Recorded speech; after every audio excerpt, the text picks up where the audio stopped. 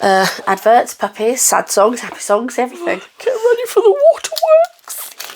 Beautiful colours, beautiful flavour. I can smell it. I wish you could smell through here because it is just so delicious. Wobbly wrist. Well, hello, you utterly gorgeous being. How happy am I? Well, you can see how happy I am. Jeez. Because this is finished and it is lovely.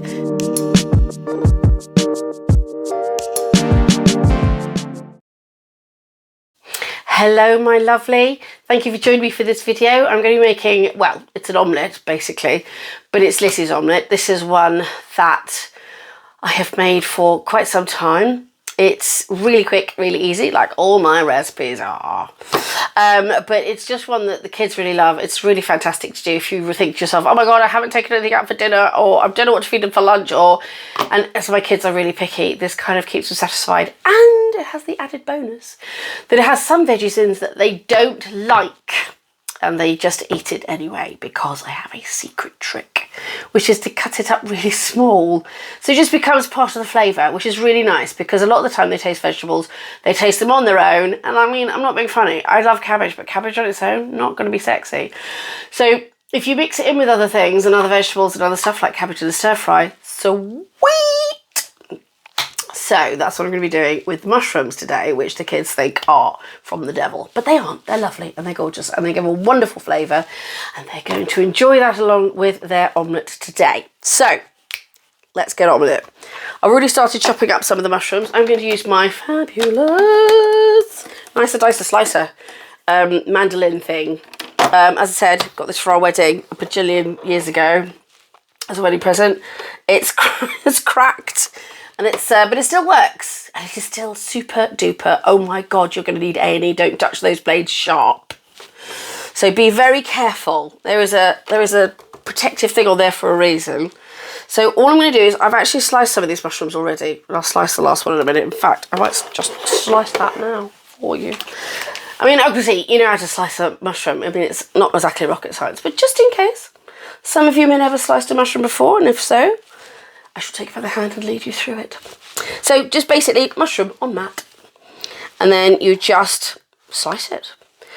These slices are roughly, I'm going to be really weird and picky, about 5 to 6 millimeters wide. I know, I'm weird. I can tell these things.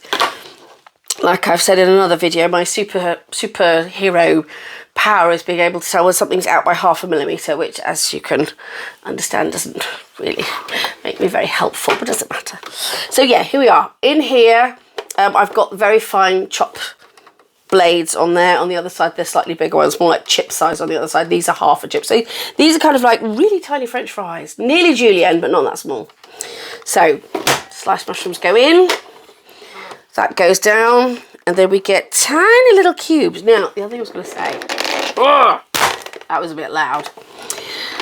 So maybe not so many mushrooms next time. What I was going to say about mushrooms is, as much as I love them, they are just fantastic for everything. I put them in spaghetti bolognese, but because again, they don't say like that. They have very lovely voices. I'm just saying it as a irritated housewife, briefly.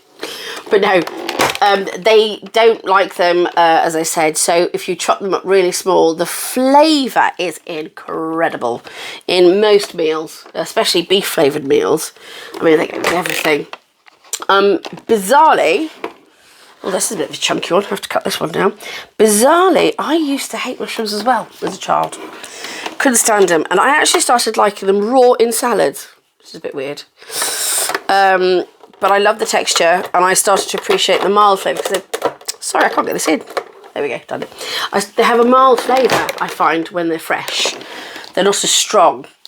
And I really began to appreciate them in a salad and stuff like that. Oh, dear goodness me. But when they're cooked, they really start to become this gorgeous, rich flavour. Ooh, there we go.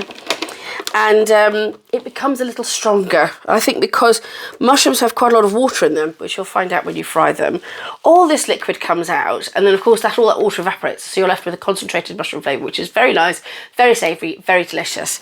but can be quite strong. In beef dishes, it just kind of mixes in and just becomes some gorgeous flavouring. So you don't really tell. I mean, the kids and Simon never could tell. And I've been cooking for them I've been cooking for Simon for 17 years. And he hates mushrooms, and I've been putting them in the stews all chopped up because I know it tastes nice. And he's been having said stews and bolognese and going, God, this is like the best one you ever made. This is gorgeous. Because the flavour's lovely and they don't know it's in it, and it's fine. It's not sneaky. I wouldn't give them something horrible. It's just mushrooms, you know. And the flavour is incredible. It really, really, really makes a difference. So that's my mushrooms done. Now I'm also going to be putting ham in this. I'm also going to be doing onion, but I'm going to do that last because it will make me cry. And the last thing I want to do is a video with me looking like Alice Cooper. No offence, Alice Cooper, you're gorgeous, absolutely beautiful, but it's just not my scene. I can't carry it off like you can. Just in case it's watching, you never know. So ham.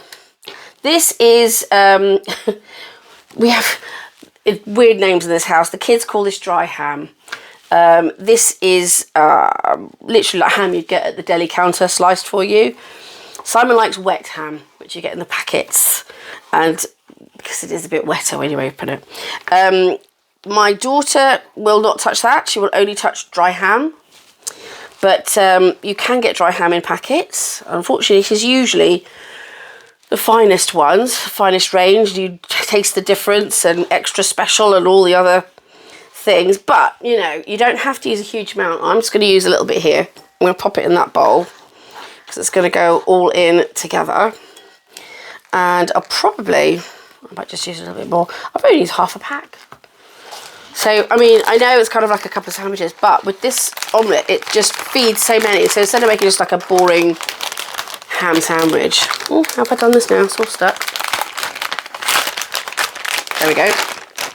Instead of just doing like a boring ham sandwich, this has just got so many more flavours going on. Because, I mean, if you put onion in a ham sandwich, you can. I don't like raw onion. So this way, everything gets cooked together.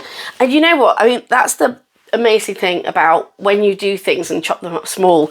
It means every single mouthful has got a slight variation, and you get a little bit of every single flavour. Because each ingredient will have its own flavour profile. And they're all, you know, utterly fab. But, you know, you just have a bit of ham on its own. Lovely, savoury, gorgeous. But then you mix it with a little bit of caramelised onion, a little sort of like warmed red pepper, and, you know, the gorgeous savouriness of some mushroom that you don't realise is there. And it's all of a sudden fantastic. Then you mix that in and hold it together with, you know, delicious egg, which you don't cook for too long.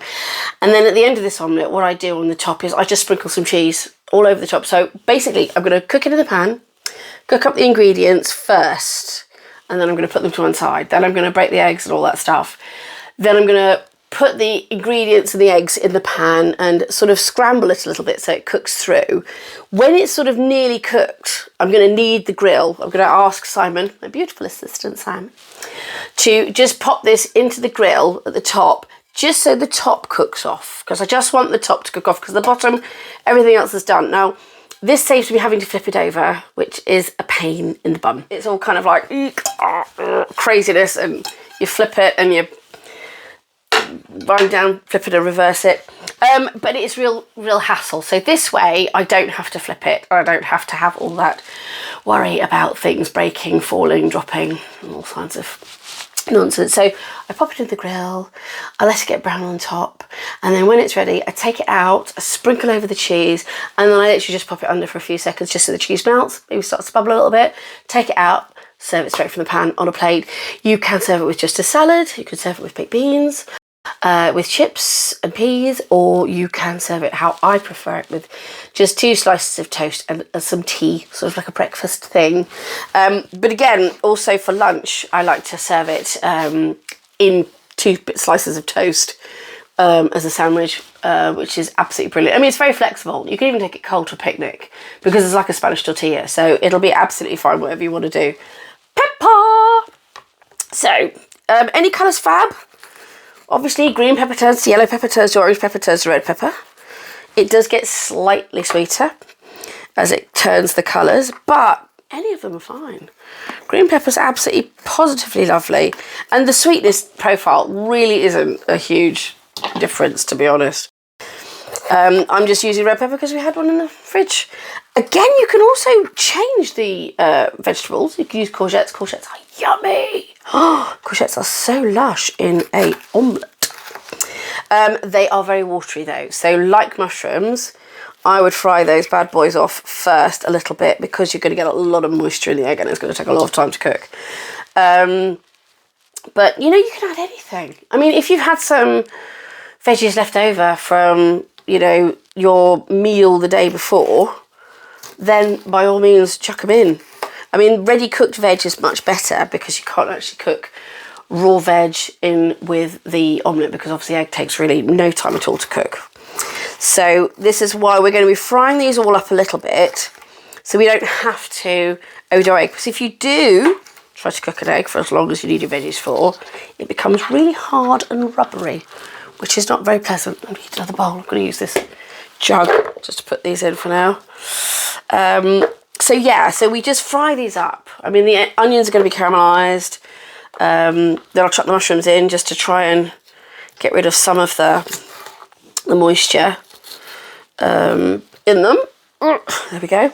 And same with the ham. We'll just warm it through, make it nice and lovely, take them all out and then do it bit by bit. But it's quite simple. I mean, you could even be quite brave. If you'd had like a vegetable curry or something like that before, you could chuck those in. Egg is just so versatile. It'll just go with everything. And again, it'll give such a lovely flavour. And if you're going to have it for a picnic, then a nice little curry hint, Mexican, whatever. It just goes, it just works. I mean, even Chinese, because obviously egg fried rice, you know, egg is in there. You could even chuck in the egg fried rice, actually. That would probably work. I mean, I'm all for basically chucking anything in an omelette because it's just a carrier. It just carries everything. Have I done that right? Yes, I have. I nearly put the wrong bits in the wrong bits, but I'm doing it correctly. Yeah, it just basically is holding all the vegetables and the flavour, and it still gives a lovely flavour. And you get the protein and stuff. So, you know, make it whatever you want. It's a fantastic way of using stuff up. I must admit, I haven't done a roast dinner one. That sounds a bit weird. I know that Simon loves to make everything into a sandwich, including pies. I don't know why he does that. Everything's a sandwich. Crisps in sandwiches, pies in sandwiches. But I don't know about roast. But hey, you know what? If one of you tries it, let me know how it goes. Because I'm not convinced, but I guess it could be like a quiche. Who knows? I mean, it's essentially a quiche, isn't it? Omelette and cheese. Although there's a bit more milk, and then you pop it in the oven, and it takes longer, blah, blah, blah, blah, blah, blah. And we are going to be doing this a lot quicker. I mean, normally I'd get Simon to chop all these up for me. He's had a busy day, so I thought I'll chop them up with you. And you can hear my incessant rambling. Feel free to mute it if it's annoying you. Sorry about that. If it isn't, thank you. I appreciate you listening. So, there we go. Pepper's done. Ham done. Now, it would be the onions next. But again, I don't want to cry. So what I'm going to do is I'm going to whisk the eggs next. So let me just get some kitchen towel and wipe this a little bit so everything's not too slippy slidey. And now I know if you've watched my scrambled egg recipe, which will be there somewhere if you want to go and have a look at it afterwards or whatever, you will have noticed that I strain my whisked eggs. Now, it is because I have a bit of a weird phobia with, is it Shalaza? Something like that. Basically, it's the little white twirly bits on the yolk that keep the yolk sac in the egg where it's supposed to be. And I really cannot explain why I've got such a weird phobia about them. But the only way I could get around it, because my dad used to make me scramble eggs, but I can't have in case the white bits are in there. So he used to strain them, and it worked a perfect treat. And I noticed throughout the years that on the odd days when I was a bit tired and a bit clumsy and a bit of shell got in, it meant it got rid of that as well. So I would suggest straining your eggs, but you don't have to. You really don't. You know, if you're a normal person who just whisks your eggs and uses them, go for it. That's fine. This is my weird bit. And, you know, that's who I am and how I'm going to be. So, c'est la vie. So, yes, when you see me going to strain the eggs in a sieve, don't freak out. It's just me. It's just how I do them. And again, as I said, it does help. Oh, this is a tough one. It does help if you accidentally or are the sort of person to occasionally drop eggshell in, which Simon does sometimes. He did today. Bless his heart, he made the most incredible pancakes. Fabulous pancakes. First bite, crunch, crunch, crunch. Yeah, I didn't sieve this, did you know? So, you know, if you're a bit kind of sort of person that does, you know, miss the odd bit of shell, sieving it just makes life so much easier. So I've never got in there. This is a pack of 12. There's 4 left by my calculations, which are usually really rubbish. That should be 8. So yeah, that should be enough for all of us. I think so. Chuck a couple more in. I'm sure the kids will eat it. As I said, they're like packy locusts. Something like the teenage years. All of a sudden they just eat everything in sight. Oh, dropped egg on the floor. I'll get that in a minute. Right, in fact, I'll get that out. Eggshell picked up, now back onto whisking. So, where are we? Right, you can use a fork to whisk this, but a balloon whisk really makes light work. Honestly, it does it in seconds. I used to think it's just really nonsense, but it really, you know, with a fork, you're just taking forever. So I would seriously, if you're going to do lots of eggs, balloon whisk, way to go. Just 1 or 2 eggs, fork, absolutely fine. But with a balloon whisk, it's like, oh, it's just done in seconds. So it's like, there we go, pretty much done. That's it. Like I told you, light work, easy. So I'll just pop that over there. And I'm going to get my little jug and my strainer. And just pop that in there. It keeps popping up. There we go, done my little work. And I'm going to strain the egg. That way, if I have missed any bits of shell, I don't have to worry about it. Plus then there are no white bits that I freak out about. There we go. Right, that's that done. Okay, just wait for this to come through. So now I'm going to do the onion, which I've really put off until last. Because, for obvious reasons, as I said, makes me cry. I'm a big blubber. I blubber anything anyway. Everyone will tell you I'm a crier. Adverts, puppies, sad songs, happy songs, everything. So, one last thing to put off the inevitable. Just shove in some butter. So, this is just our family butter, typical. Teas have been in there, so there's crumbs everywhere. Thank you very much. So, just hearty knob of butter in there, which I'm going to be frying up bits and pieces. It just is really much nicer flavour than oil. If you want to fry up the onions in a bit of oil first, if you find they might burn, peppers will go in absolutely last because they're higher in sugar than the other ingredients, so they will burn more quickly. So last in, just to sort of give them a once over. So I'm just going to chop this onion. Get ready for the waterworks. I'm going to try and keep it as intact as possible. Oh God, I can already smell it. I'm really panicking. This is why I get Simon to do this, because he can handle the blubbing in private. I'm going to have to blub on camera. You're going to see me looking all sad with tears and stuff. Hopefully not. I mean, it'd be really great if I could do this super fast. Do you know what stops this? Running underwater. Then all the onion juices, they drift off, and that'll stop you doing, but I'm nowhere near water right now. So I'm just going to have to be brave. Luckily, this hob heats up really quickly, because once onions started cooking, all those scary compounds coming off it that make you cry sort of burn off and float away. You're just left with lovely onion. So I've got a little bit on my forehead, that's great. I'll just put that in there. So I'm going to try and chop this up as small as I can, because the kids are also very fussy at picking up onion as well. Although that said, they will eat it in an omelette, so that's good. But it's just easy. It's nice to have little bite-sized pieces, because then when you're cutting it, you don't sort of like get great big hulking bits falling everywhere. Oh, that's going to be difficult to cut, so let me just take that off. Anything to speed up this bit. And just get it over and done with. Wish I had somewhere. I might call Simon to take the onion away, just so I don't end up blubbing while I'm talking to you in the video. It's already starting. I can feel it, I can feel it. Simi, please come and get this onion, PDQ. Okay, so I've just asked Simon to get rid of the rest of the onion, and I'm going to start cooking this really quickly now. Gosh, it's so fast. The butter is melting immediately. That's great. That means I can fry my onions. Get them out of the way as fast as I can. Sorry for being dramatic. It's just I really, really, really don't want my eyes to water. There's, you know, a makeup. I don't want that to run. Hides a multitude of sins, which I do not want to reveal on camera right now. I want to keep creating as much illusion as possible, because honestly, yes. So, right, this is now melted. Hooray! Let me just bung this in, and this can start cooking.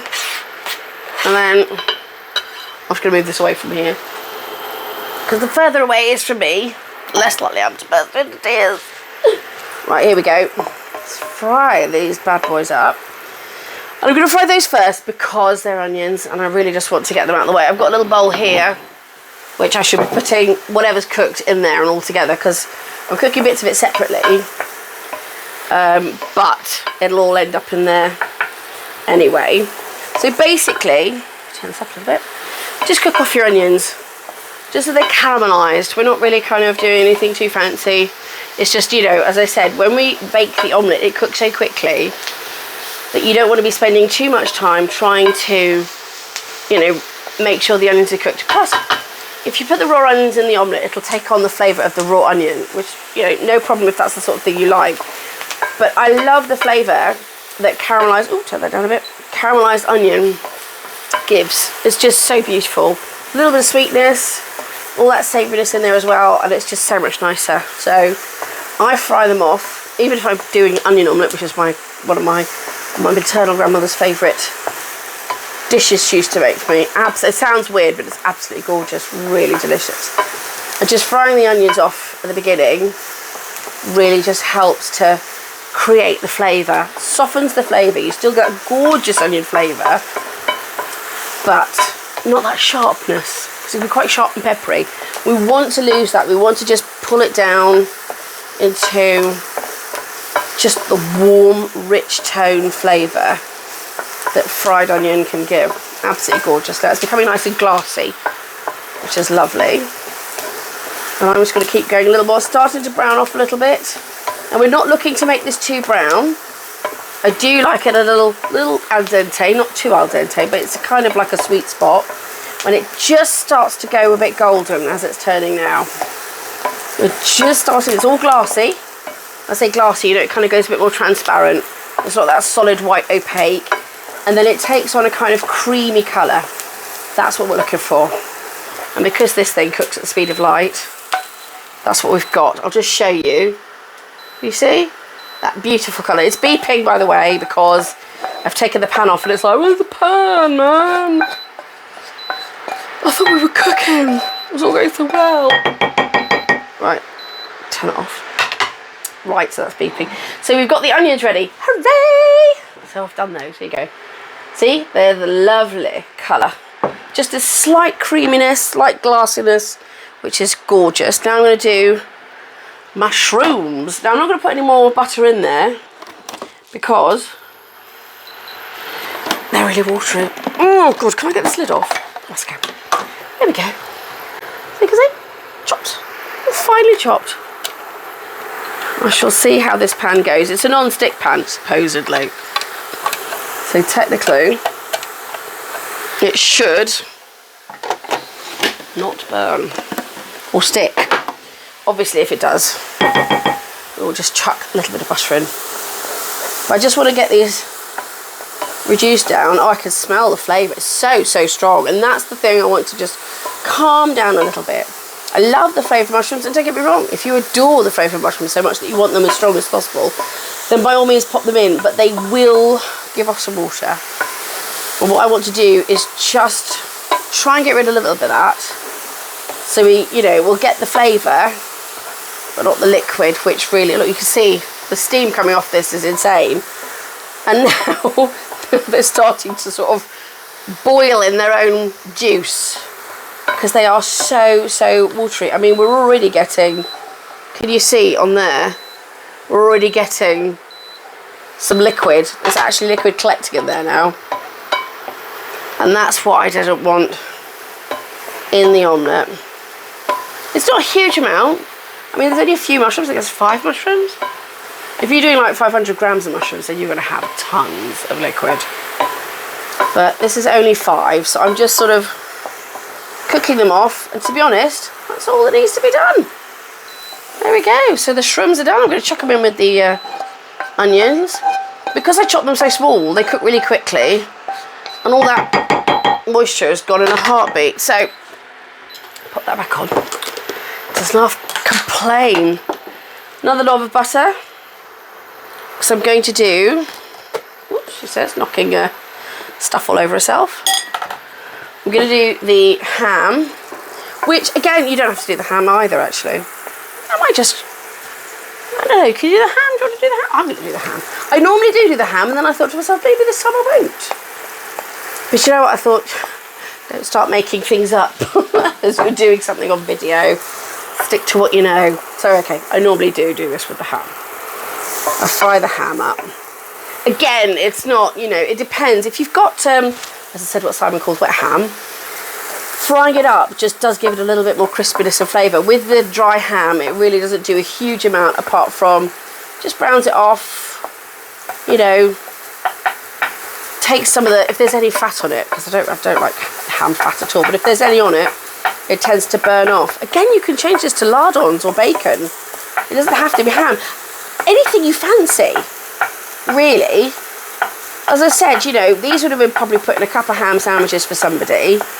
But this way, I can make them stretch a little bit more. Again, I don't really need that much with this because it's dry ham. If it's wet ham, you need to really kind of get it. Or if it's chunky ham, it's always good just to warm it through. But this is actually wafer thin. Oh, does not beep, look. Gets very stroppy, this thing. Right, last bit. Oh, I'll just use this rather than put that back in there. There is a fair bit of butter in here, admittedly. And I do apologise if you're on a diet. I mean, if you've got a fantastic non-stick frying pan, you won't need it, will you? You know, or I don't know if this will work in an air fryer.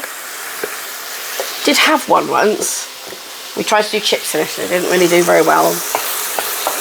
But, you know, again, if you find a healthier way of doing it, by all means, let me know. I mean, sorry, just throwing a bit of pepper everywhere. You can also steam all of this in a little bit of water. I would still suggest trying to do the onions with, you can get Frylight spray oil. At least do the onions in that, because it really, you can get one that's got butter flavour, and that's really low fat.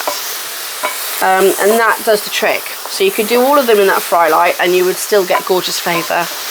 I'm just a bit of a purist today. I have to using butter because we had butter. I've always done it with butter.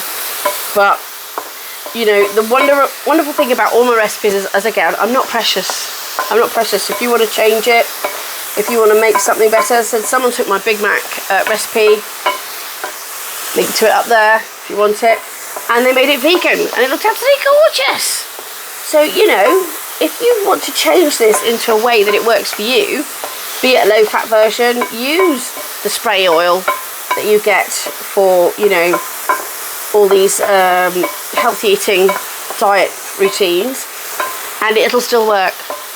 Again, maybe use, if you're going through a specific diet routine, you can use whatever allowances they have for cheese on that day on the top of the omelette as well. I mean, it's just really flexible. It's an omelette. You make it what you want. I'm just showing you how I do mine and guarantee it's going to be gorgeous. And that's the thing. Every recipe I do has been taste tested over and over again, and I can guarantee that it's going to be delicious. It'd be something you'd get if you came to my house. I would serve you anything that I'd made that's on the video. And I would not put up a video of something that's going to be gross. So this is pretty much, again, all we need, I'm just going to turn that off because it beeps annoyingly. And I'm just going to, again, if you can see that they're just sort of glassy. They've only just started to cook. They're not cooked through, they're not squishy, because I would like them to keep their shape. So that when you eat in there, you will get a little bit of texture. It won't just be like egg and mush and mush and mush. It's going to be egg with a little al dente onion, a little al dente pepper. The mushrooms, you're going to get that hit of flavour because they're going to be like little flavour bombs all the way through the omelette. And of course the ham will give another nice texture as well and give it that little extra boost of savouriness and saltiness, which is so delicious. So all our bits and pieces in here, looking gorgeous. Just give them a bit of a stir up. They're nice, still hot and steamy, which is just as we want them, even. Beautiful colours, beautiful flavour. I can smell it. I wish you could smell through here because it is just so delicious. Really, really nice. Right, so we've got my strained eggs, a little bit of salt, a little bit of pepper. Again, as much as you want. You may think, oh, she's not doing much of that. Personal preference, whatever you fancy. And again, oh dear, I've taken the thing away. Need to give it a bit of a stir, so I'll use the wooden spoon for this. But again, it is totally your choice, your flavour. I like to put a little less salt and pepper in than I normally would do just for myself if I'm doing this for a meal, because then everybody can add their own on top afterwards. Because there might be some people who are like, oh, I can't stand it, or I've got a low salt diet or whatever, and that way you can just keep everybody happy. So what I'm now going to do is another bit of butter. Again, if you're using Fry Light, I think that's what it's called, whatever it is, the spray oil. I mean, I think supermarkets have their own brand ones as well. If you're using something low fat, then that is absolutely fine. However you want to play it, however you want to do it. If you are not going to use those fry things, I would say butter does give it a much nicer flavour. If you're used to doing oil or olive oil with your omelettes, so be it. Do whatever you feel more comfortable with, what flavour profile you like. But if you haven't done this particular thing before, I would suggest butter because it really gives that warm, toasty and buttery flavour that you like, that you all like on this. So let's turn this back on again, turn this back down, because it's quite hot. And what I want to do is get this butter all around the pan. Now it'll have sugars and stuff in from the peppers, the onions and all that, so it may get a little sticky, but what we're going to do first off is pour in the egg, any lumpy bits you see, by the way, just like the ham and the onion and stuff, because I use this for that, and we're going to just scramble it. Ooh, but before we do that, we're going to put this in. I nearly forgot, that would have been really disastrous, having a fully done omelette and no goodies in it. So just popped all of those in like that. Nice and easy. Spread them around, which you're going to anyway, because as you mix it up, sort of scramble it as if it was a scrambled egg, because you're just trying to get it cooked through. Just helping it to cook, because it is so full of lots of other ingredients, it can just sort of, the bottom will set, and then you're going to have a really, excuse the phrase, you're going to have a really rubbery bottom. And nobody wants a rubbery bottom. So doing this means you're moving it around and you're keeping that egg from overcooking on just one level. So this way it gets to stay nice and freshly cooked all the way through for as long as possible.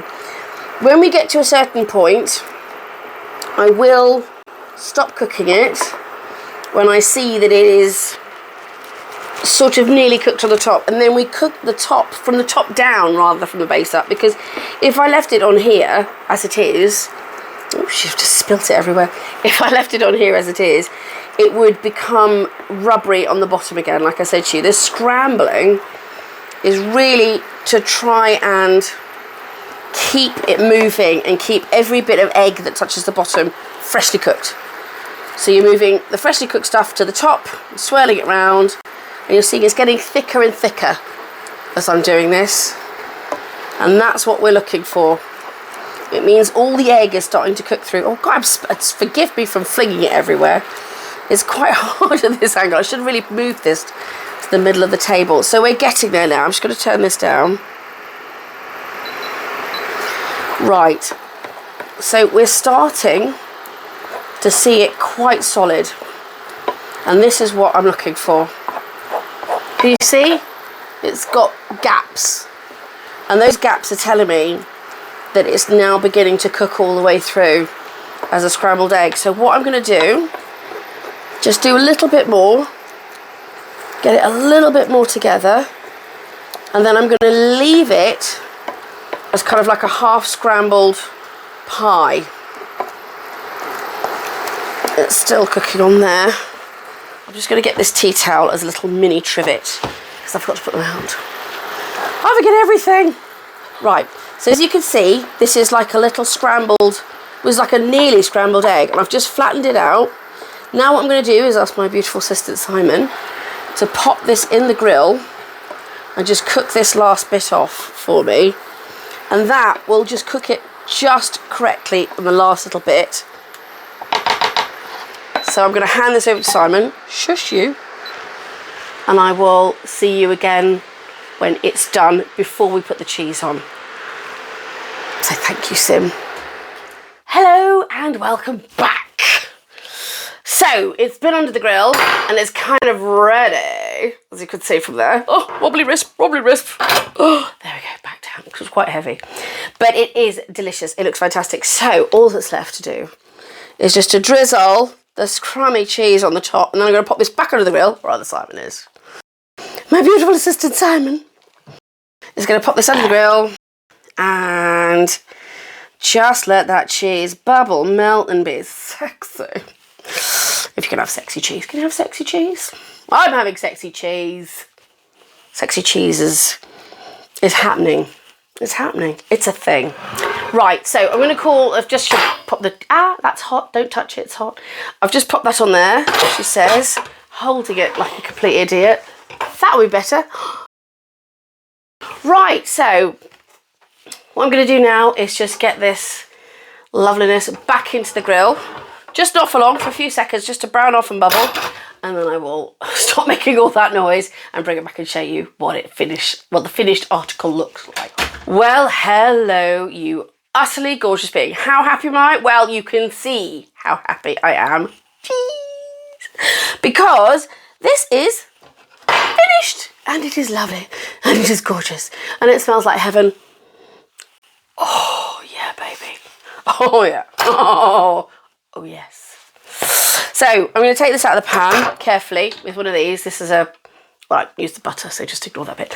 But this is the thing that I use to cut it up because it won't scrape my lovely non-stick pan. And then I will divvy it up onto plates for the family and they shall scoff it because it's gorgeous and it's lovely and it's brilliant. So I really, really, really hope you enjoyed coming along with this omelette journey with me. I absolutely adored having you with me. You've been fab company. You always are. And I really hope you do make this. If you change it or whatever it is, tell me. I love to learn new stuff. You know, you guys, you're going to be the chefs of your own kitchen. You're going to add your own spin on it. Or even if you just copy the recipe, go for it. Go for it. Like I said, I'm not precious. If you make it your own, brilliant. Just let me know because I love to learn. I love to find these things out. If you get the chance to take a picture, please do. I love to see them. I will put you up on my social media so everyone can see your baking, cooking, everything glory. And yeah, I really hope you enjoy it. And I really look forward to seeing you for another one of my videos soon. So yeah, thanks for being here with me. Take care and I will see you again soon. Bye, babes.